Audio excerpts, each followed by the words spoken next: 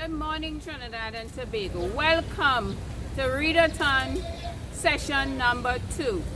Would you believe we are here in Arima by the 100-year-old dial? Do you know that this dial was bought by the first mayor, Mr. Walton, in 1898? Yes, and we are here because it's time to read. Our first reader today is Mary Logan.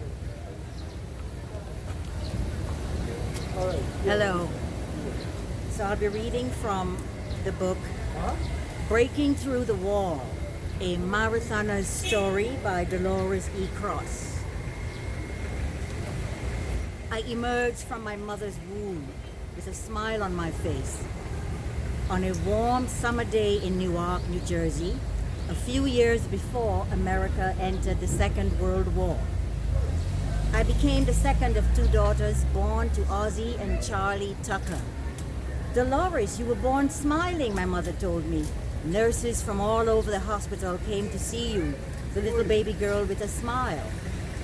The one who wasn't smiling was my father, who had lost a wager that I would be a boy.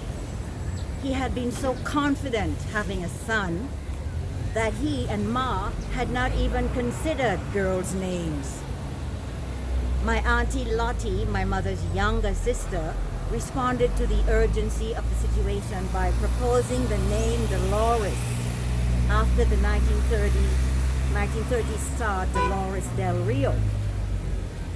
My middle name, Evelyn, was suggested by my father's cousin Henry in honor of his girlfriend at that time. So I became Dolores Evelyn Tucker.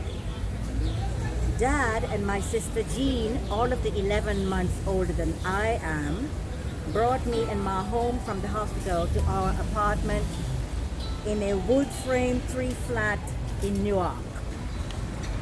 Charlie Tucker was born in New Rochelle, New York, to Mary Winston and the Reverend Thomas Timothy Tucker, both of whom were from Virginia.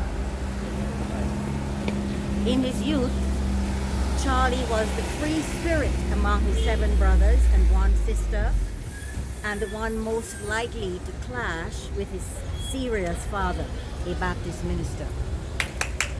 Thank you. Thank you for that excellent rendition. And now we have the second reader reading from a popular literature book. See if you can remember this poem, being rendered to you this day by Denise de Verteuil. I'll be reading from The Sun's Eye. The title of the poem is called The Pawpaw by Edward Camus Brathwaite. 4 little boys tattered, fingers and faces splattered with mud, had climbed in the rain and caught a pawpaw which they brought. Like a bomb to my house, I saw them coming, a serious mumbling, tumbling bunch who stopped at the steps in a hunch.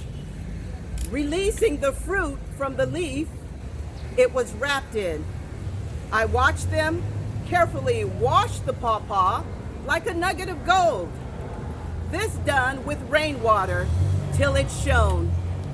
They climbed on unto the house to present the present to me. A mocking sign of doom of all flesh, or the purest gold in the kingdom.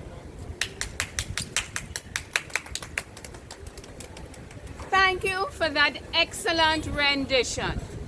Please don't forget to watch AuntyJTV.org. We would like your comment. We would like your suggestion on the next location for the Read-a-Thon. Also, you can email paideuo4@hotmail.com. Subscribe, like, and you can call me on 333-3173. I'm on WhatsApp. Thank you.